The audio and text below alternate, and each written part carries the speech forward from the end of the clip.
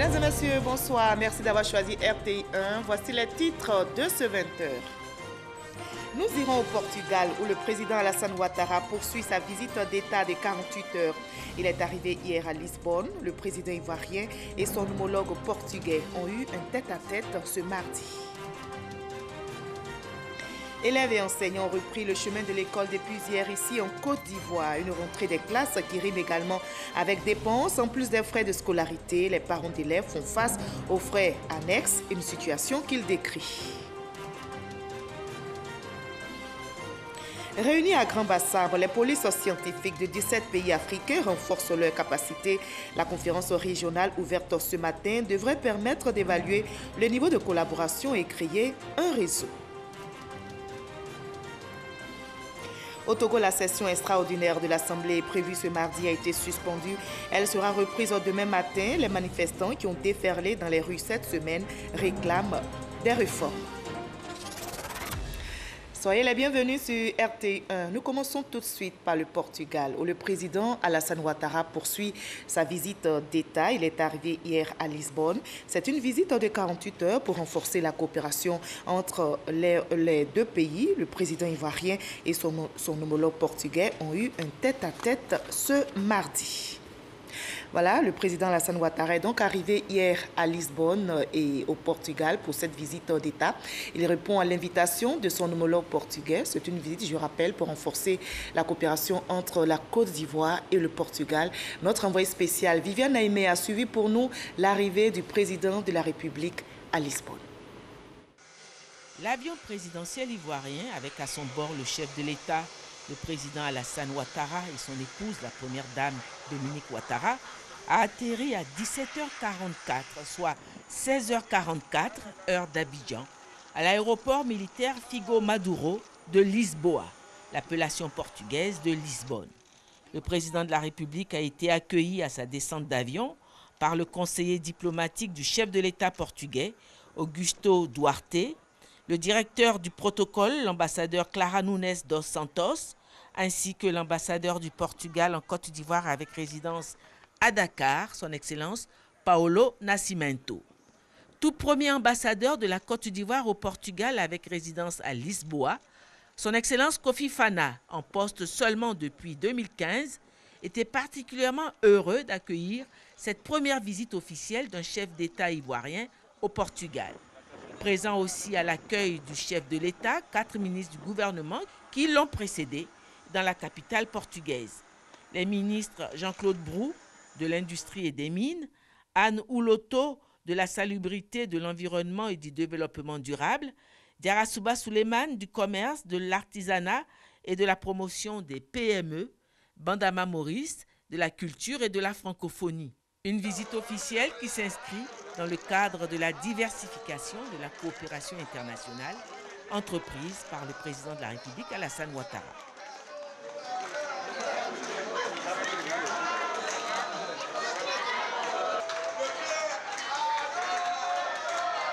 Je suis heureux d'être là avec Madame Ouattara pour cette visite d'État. Et vous savez, c'est une grande opportunité pour notre pays de continuer d'élargir ses relations.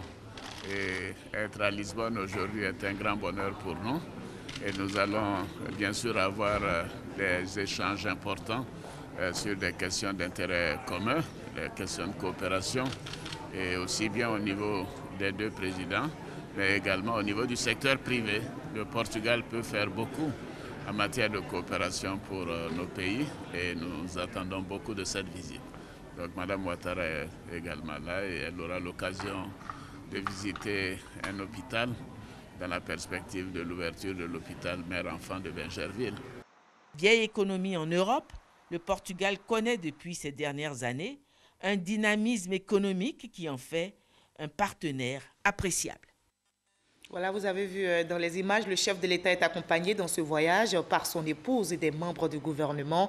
Quelques membres donc de la délégation ivoirienne ont été interrogés par notre envoyé spécial Viviane Naïmé. Nous les écoutons. L'une des priorités du gouvernement et du président de la République, c'est d'améliorer le cadre de vie de nos populations, notamment de l'agglomération d'Abidjan, rendre Abidjan très propre Et depuis plusieurs mois déjà, un appel d'offres international avait été lancé. 2 entreprises ont été retenues pour 3 lots dans le district d'Abidjan et une entreprise portugaise a été retenue. Et cette entreprise portugaise aura donc la responsabilité de 2 lots dans le district d'Abidjan. C'est une entreprise portugaise et nous sommes donc dans ce cadre-là pour signer la convention de délégation des services publics de propreté du district d'Abidjan avec cette entreprise. Cette entreprise à elle seule offrira 2000 emplois aux jeunes donc, dans le district d'Abidjan. La Côte d'Ivoire entend, au cours de cette visite d'État, signer un accord de coopération culturelle pour que les échanges culturels puissent se faire dans les 2 sens. Le Portugal est un grand pays de culture.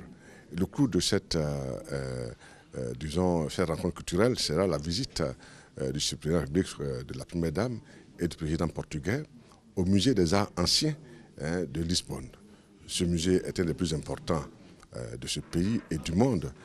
Et la Côte d'Ivoire, à travers le musée des civilisations de Côte d'Ivoire, a fait venir 4 œuvres qui couvrent toute la Côte d'Ivoire à travers le nord, le sud, l'est et l'ouest pour présenter la diversité culturelle de la Côte d'Ivoire, mais également la richesse de cet art qui date de plus d'1 siècle.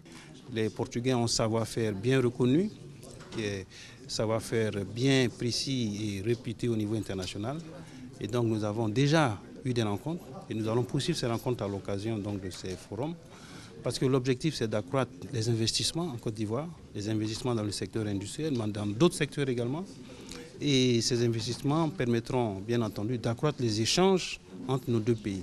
Nous pensons que cette visite d'État devrait permettre en tout cas d'améliorer les échanges commerciaux, d'inciter en tout cas les opérateurs économiques portugais à venir investir en Côte d'Ivoire, à augmenter le volume des exportations vers la Côte d'Ivoire et également amener les opérateurs économiques ivoiriens qui sont venus, nous avons environ une trentaine, de pouvoir également exporter leurs produits vers la Côte d'Ivoire avec pour ambition d'avoir certainement des entreprises ivoiro-portugaises qui devraient permettre en tout cas de soutenir l'activité économique entre les 2 pays. Nous avons le forum économique ivoiro-portugaise, qui est sa 3e édition, qui va être présidée donc par son excellent Monsieur le Président de la République, qui en fera donc la cérémonie d'ouverture et qui va regrouper le 13 septembre prochain près de 300 entreprises ivoiriennes et portugaises et qui va être suivi de B2B, de rencontres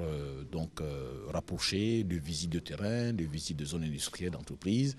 Nous espérons à l'issue de cela pouvoir donc avoir des partenaires XXL. Je crois que le Portugal aujourd'hui a une structure économique qui est très intéressante pour la Côte d'Ivoire parce que c'est une structure composée de PME qui a une compétence avérée et qui peut être très intéressante pour nos PME ivoiriennes. Je rappelle qu'après le Portugal, le président Ouattara se rendra aux États-Unis pour prendre part à la 72e session de l'Assemblée générale de l'ONU. Le chef de l'État regagnera Abidjan le jeudi 21 septembre prochain. Sur place ici à Abidjan, le vice-président Daniel Kablan-Duncan a rencontré hier l'ambassadeur de l'Union européenne en Côte d'Ivoire, Jean-François Valette. Les 2 hommes ont fait le point des préparatifs du prochain sommet Afrique-Union européenne prévu fin novembre prochain ici à Abidjan. Ils ont également évoqué l'exécution du 11e FED, Fonds européen de développement. Mama Traoré, Abiba Dambélé-Saoui. L'organisation du prochain sommet Union européenne-Afrique à Abidjan, fin novembre 2017. Un sujet largement évoqué par les présidents Alassane Ouattara et Emmanuel Macron lors de leur dernière rencontre à Paris. Sur le terrain, les choses s'activent. Le vice-président Daniel Kablan-Duncan et l'ambassadeur de l'Union européenne en Côte d'Ivoire se sont rencontrés une énième fois ce lundi pour faire le point des préparatifs. On en sait plus désormais sur le programme de ces assises. Sur les sujets du sommet, une partie de ces sujets concerne l'organisation, mais aussi le financement d'un certain nombre d'événements. Et nous avons parlé des événements qui, autour du sommet, se tiendraient sur les jeunes, puisque c'est un sommet visant à faciliter l'accès des jeunes à l'emploi, et également au sujet du business, c'est-à-dire le climat des affaires et la venue éventuelle d'investisseurs en Afrique. Là, à l'occasion de ce sommet, il y aura un forum de ces investisseurs le 27 novembre, donc l'avant-veille du sommet, pour définir les meilleures conditions possibles des investissements privés en Afrique. À cet égard, je rappelle que nous avons, nous-mêmes, Union européenne, pris des dispositions pratiques au niveau du financement de ces investissements pour passer d'une logique de donneur-receveur à une logique de répondre à des demandes venant des privés, des personnes, et notamment je pense aussi aux femmes, qui sont créatrices d'emplois à travers la création d'entreprises. Cette démarche de financement des créateurs d'entreprises sera l'un des points clés du sommet Union européenne-Afrique. L'aide au développement à travers le 11e FED, Fonds européen de développement, un autre sujet évoqué lors de ces échanges. Daniel Kablan-Duncan et Jean-François Valette ont notamment passé en revue les conditions à remplir par la Côte d'Ivoire pour le décaissement de l'appui budgétaire consenti par l'Union européenne. C'est la rentrée des classes depuis hier en Côte d'Ivoire et pour s'assurer de la reprise effective des cours, la ministre de l'Éducation nationale, de l'enseignement technique et de la formation professionnelle a sillonné quelques établissements. Kandia Camara s'est rendu à Cocody et au lycée moderne d'Andokwa à Yopougon. David Soyo et Sita Soro. EPP de Plateau Nord de Cocody, il est 8 h ce lundi 11 septembre. L'enceinte de cet établissement est vide. Les élèves sont tous en classe, attentifs aux cours dispensés par les enseignants. 30 minutes plus tard, arrivée de la ministre de l'Éducation nationale, de l'enseignement technique et de la formation professionnelle. Kandia Camara visite successivement plusieurs classes. De la maternelle à la classe de CM2 et communie avec les élèves et le personnel enseignant. Après Cocody, cap sur le lycée moderne Andokwa de Yopougon. Ici également, même ambiance. I'm also very happy to be here this morning and to see that everybody is here this morning too. Thank you for that. Congratulations. Kandia Camara sur le terrain pour s'enquérir de la reprise effective des cours. Ce qui me réjouit davantage, c'est que les cours ont même commencé. Nous avons vu les enseignants en train de dispenser des cours, faire de la révision. Il y en a qui montraient déjà les petites astuces aux élèves. Et nous avons aussi constaté, comme vous pouvez le voir ici, l'enthousiasme des élèves pour la reprise. Concernant le problème des tables-bancs, la ministre rassure. Le président de la République, son Excellence Alassane Ouattara, a fait commander 500 000 tables-bancs, disons exactement 575 000 tables-bancs, il y a 2 ans de cela. Et nous avons encore beaucoup de tables-bancs en réserve. Et dès qu'on nous signale un manque de tables-bancs, évidemment, nous envoyons des tables-bancs dans les écoles où il y a un manque. Les élèves de ces différents établissements sont ravis de retrouver le chemin de l'école. Nous commençons les révisions de la classe de seconde. C'est très important pour la classe de première. Cette rentrée scolaire 2017-2018 est placée sous le thème « Civisme et engagement de tous pour une école de qualité ». La rentrée est donc effective. Élèves et enseignants ont repris le chemin de l'école, mais une rentrée des classes qui rime, vous le savez, avec dépenses. En plus des frais de scolarité, les parents d'élèves font face aux frais annexes, une situation qu'ils décrit. Vous allez le voir dans ce reportage réalisé par Patricia Oumouetia. Une nouvelle année scolaire commence et les parents vont encore être confrontés aux multiples dépenses tout au long de l'année scolaire, si l'on ajoute des frais annexes. Plus de 50 000 francs CFA de frais annexes ici au cours secondaire méthodiste du plateau. Mais au juste, qu'est-ce qui rentre dans les frais annexes? Il y a les activités socio-éducatives que nous organisons. Ça aussi, on fait la programmation, ils font tout ce qu'il y a à faire comme activité. Et quand il y a maintenant les différents finales qui doivent se présenter, qui doivent se faire, on sollicite les parents, n'est-ce pas, contribuer à tel finale. Voilà un peu comment ça se passe. Souvent, ils viennent se plaindre, nous disent, vous avez raison, mais voilà comment ça se présente. C'est pour ça que nous ne maîtrisons pas toujours ces genres de choses-là, et que ça vient après comme frais annexes. C'est difficile à supporter, mais voilà la réalité. D'autres frais annexes encore, par rapport à la liste de fournitures, on voit souvent les papiers hygiéniques, les Kleenex, ça sert à quoi exactement? Les gens de la santé là, qui viennent pour nous demander comment sont vos toilettes, comment est-ce qu'on invite les enfants à contribuer à maintenir l'hygiène de la propriété de l'établissement. Et on nous parle même de concours de propriété. Donc pour tout cela, déjà, il faut donner à l'enfant ce civisme-là, cette leçon-là d'hygiène. Quel désagrément pour les parents. S'ils savaient qu'aujourd'hui, je viens de finir la scolarité, puis demain, il y a d'autres frais qui sont ajoutés. Je dirais que vraiment c'est un peu difficile parce que à la rentrée, nous comptons qu'on nous donne tous les renseignements possibles pour ne pas qu'on soit surpris au beau milieu de l'année parce que dans les autres écoles, chaque mois, les élèves, on est confrontés à des cotisations et puis on ne sait pas ces cotisations servent à quoi. Ça nous a vraiment pénalisé et ça jouait sur nos enfants. Si le parent refuse de faire et en l'école, l'élève n'est plus suivi. À partir du moment où ça s'impose à nous et qu'on ne va quand même pas mettre l'élève dans une situation où il ne va pas participer à l'activité parce que ceci, cela, bon, en tenant compte de tout ça, on réagit, on le fait. Mais je veux dire qu'on pouvait faire autrement aussi.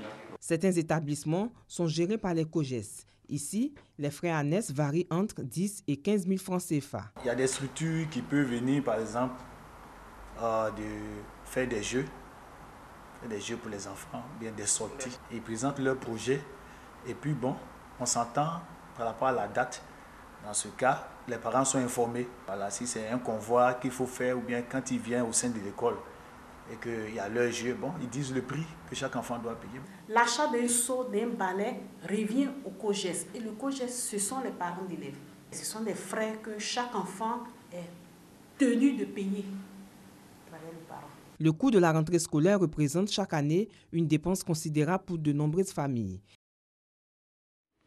Ce mardi, deuxième jour de rentrée scolaire, ce matin donc dans certains établissements scolaires, des cours ont été perturbés par des individus.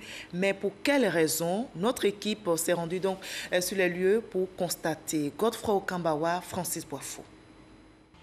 Collège moderne de Cocody, un peu plus de 9 h ce mardi matin. L'établissement est presque vide. Pas d'élèves dans les salles de classe. Selon les responsables, les élèves ont été délogés par des individus se réclamant d'un mouvement qui défend leurs intérêts. Ce matin, nous sommes venus à 7 h 30, nous avons commencé les cours et nous avons reçu la visite des individus se réclamant de la FESI. Au départ, ils sont venus, ils étaient assez calmes. Ils sont rentrés, ils ont demandé avec des coups de sifflet, demandé aux enfants de rentrer à la maison. Nous avons appelé la police et puis bon, ils sont repartis. Le calme est revenu. Donc le commissaire nous a dit qu'il y a du renfort qui arrive et qu'il nous demande de faire rentrer les enfants en classe, ils vont reprendre les cours. Donc c'est ce que nous avons commencé à faire. Lorsque ils sont venus maintenant, cette fois-ci armés de gourdins, de cailloux, et vous allez voir les dégâts qu'ils ont causés au sein de l'établissement. Ils ont blessé certains élèves pour les obliger à aller à la maison. Soit disant que les parents d'élèves ont demandé une cotisation exceptionnelle de 5 000 francs. On a été très clair avec eux que quand le COGES demande une levée de cotisation, c'est avec une autorisation de la hiérarchie qu'on passe lever comme ça pour prendre une cotisation. Et que la cotisation qui est levée sert à certaines actions au sein de l'établissement. Ce matin, je parle les larmes aux yeux. Des enfants qui la première fois découvrent la 6e. On les brutalise, on les traumatise. Ces enfants-là, ils retournent à la maison avec quelle image du collège? On réunit une assemblée générale des parents d'élèves. On décide d'un certain nombre d'activités à mener pour le bien de nos enfants dans l'établissement. Les parents donnent leur quitus. Au lycée classique d'Abidjan, le même constat. Pas de cours ce mardi. Ils n'ont pas donné les motifs de ce délogement-là. Nous sommes sortis comme ça et après la police est arrivée. Ce matin, on était en classe et puis on a entendu des coups de sifflet. Ils nous ont dit d'aller à la maison, qu'il n'y aura pas cours aujourd'hui parce qu'ils ont élevé le prix de l'inscription. Reprendre au plus vite les cours, c'est le souhait des responsables en charge de ces établissements. Ils appellent à la mise en place d'un dispositif sécuritaire autour des écoles. Et les embouteillages s'invitent aussi à cette rentrée des classes. Vous l'avez donc vu, cette rentrée des classes est souvent à l'origine des embouteillages dans le district d'Abidjan. Et vous l'avez certainement remarqué, le trafic est ralenti, surtout aux heures de pointe. Nos reporters Frédéric Olaï et Abou Sanogo ont fait le constat pour vous. Il est 7 h ce mardi 5 septembre, période de vacances scolaires. Il y a peu d'affluence sur les routes. De la Riviera 3 au boulevard de l'Indénié, en passant par le boulevard Latry et le boulevard du Zoo, aucune inquiétude à se faire. Je pense que ça va quand même, parce qu'actuellement il est 8 h 27. Normalement, en temps de rentrée, je ne peux pas passer à l'heure ainsi. Il faut quitter la maison à 6 h pour être sûr d'arriver au plateau à 7 h 30. Mais actuellement, avec les vacances, on peut se permettre de quitter quand même à 8 heures. Pendant que les élèves vont à l'école, ils luttent. Même en vacances, nous luttons aussi pour aller au travail comme à l'école. Donc je crains un peu pour la rentrée scolaire. Si l'on constate une circulation fluide pendant ces vacances, ce n'est pas le cas en ce début de rentrée scolaire. 7 heures ce lundi 11 septembre. Premier jour de classe, qui marque également le retour des embouteillages. C'est le premier jour de la rentrée. On constate qu'il y a un peu d'embouteillage. Voilà, je pensais que progressivement ça va s'empirer, ça c'est clair. Vu la rentrée, il y a une affluence, donc ça a créé un embouteillage là. J'ai croisé mes petites du quartier, elles disent qu'elles sont là depuis 7 heures. Il n'y a pas de voiture. Il y a trop d'embouteillages. On s'attendait à ce que l'embouteillage se remette en place. Les embouteillages en période scolaire dans le district d'Abidjan ne sont pas sans conséquences sur les activités. Autre constat, les longues files d'attente. Les conséquences, c'est le carburant qui finit, puisqu'on est dans l'embouteillage et tout ça. Les conséquences, c'est qu'on n'arrive pas à l'heure. À ces conséquences, il faut également mentionner l'incivisme des conducteurs.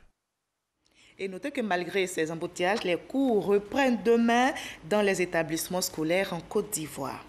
Nommés le 2 août dernier, les membres du conseil de surveillance de l'agence foncière rurale AFOR ont été officiellement installés aujourd'hui au plateau par le ministre de l'Agriculture et du Développement rural, Mamadou Sangafoua Koulibaly. Leur mission principale, exécuter les actions de sécurisation du foncier rural par la conclusion de conventions. Le conseil de surveillance de l'AFOR est présidé par l'ex-commandant supérieur de la gendarmerie nationale, le général Gervais Kouassi, quand la direction générale de cette structure est confiée à Bamba Cheikh Daniel. Les polices scientifiques de 17 pays africains repartent à l'école. Ces policiers renforcent leurs capacités dans la ville de Grand Bassam. La conférence régionale ouverte ce matin devrait permettre d'évaluer le niveau de collaboration entre ces policiers et surtout créer un réseau d'acteurs de ce corps en Afrique de l'Ouest. Abou Sanogo nous en dit plus. La Côte d'Ivoire accueille la première conférence sur la police technique et scientifique pour les pays d'Afrique de l'Ouest, du Tchad et du Cameroun. Les acteurs de la police scientifique fédèrent leurs efforts dans la lutte contre le grand banditisme, le terrorisme et toutes les autres formes de criminalité. Une conférence régionale organisée par la coopération allemande GIZ. À terme, cette conférence sous-régionale va permettre le renforcement de la stratégie de collaboration entre la police technique et scientifique et les services judiciaires de chaque pays. L'organisation de cette conférence présente l'avantage certain de montrer aux acteurs de la chaîne pénale l'importance de la police scientifique et technique pendant l'investigation, mais aussi dans l'administration de la preuve au procès pénal. Autre optique de la conférence, créer un réseau solide des acteurs de la police technique et scientifique. C'est la bienvenue et nous y travaillons depuis un bon moment avec la coopération de Interpol et de l'Union européenne. Étant donné que le Burkina Faso aujourd'hui est frappé par le fléau du terrorisme, je pense qu'en collaboration avec les autres pays de la sous-région, on pourra quand même venir au bout de ce fléau.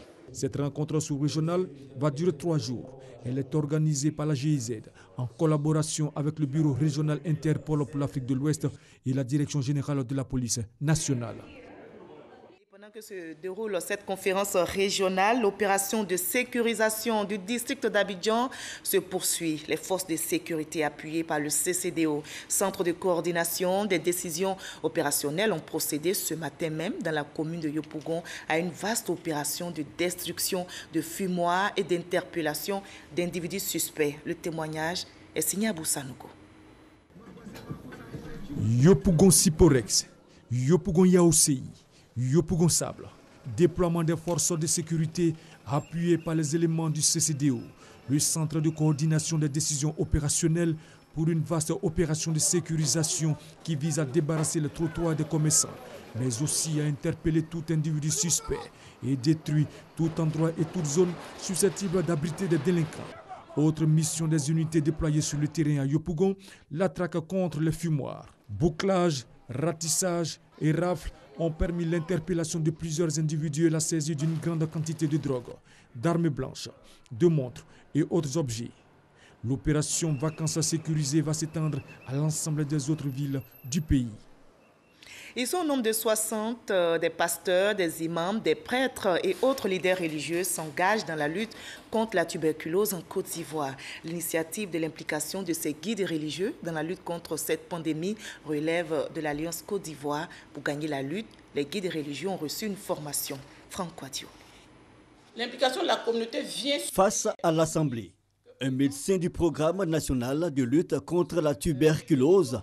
Aujourd'hui, l'intervention du docteur Amenan est une sorte d'appel, une invitation aux leaders religieux pour qu'ils participent à la lutte contre la tuberculose. En impliquant les religieux, on voudrait bien atteindre nos 85% de cibles fixées pour le programme. Sinon, il est recommandé 90%.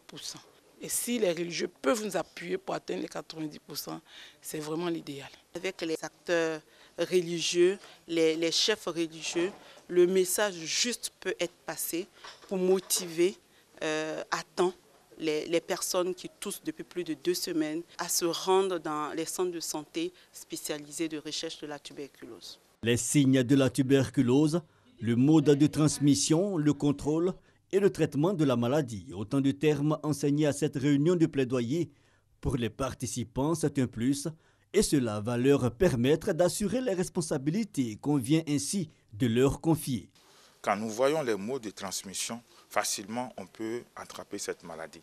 Donc on va le faire, n'est-ce pas, pour que nous puissions tous bien nous porter, parce que également c'est un devoir de préserver, n'est-ce pas, la santé de notre voisinage, de préserver la santé, n'est-ce pas, de notre communauté. Pour ce programme, initié par Alliance Côte d'Ivoire, ce sont 60 imams, prêtres, pasteurs et autres leaders religieux qui sont formés à détecter puis à notifier des cas suspects de tuberculose dans leur communauté. Pour amplifier leurs actions, des spots et des émissions sont prévus sur les radios confessionnelles à partir du 18 septembre prochain.